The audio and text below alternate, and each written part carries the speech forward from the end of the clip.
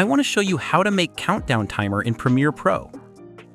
To start adding a countdown timer to our video, go over to the project panel and right-click. Select New Item and then Black Video, and then drag it above your video on the timeline. Now that we have our base, go over to Effects and find the Timecode effect and drag it on top of our black video. With the black video selected, go to Effect Controls and change the blend mode to Screen to reveal our background. Scroll down a bit and deselect the field symbol option and change the timecode source to Generate from the drop-down menu. Now you can adjust the size and location of our timer by modifying the scale and X and Y position sliders under Effect Controls. Next, head over to Effects, find Crop, and drag it on top of our black video. Under Effects Controls, adjust the left and right crop sliders so they cover up the non-used parts of your timer. When you're happy with how it looks, right-click the black video and nest it.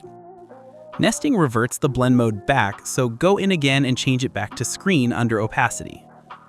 Now, right-click your nested sequence and scroll down to Speed/Duration. And from the pop-up menu, check off the reverse speed option and click OK. Everything is ready. Let's see the result.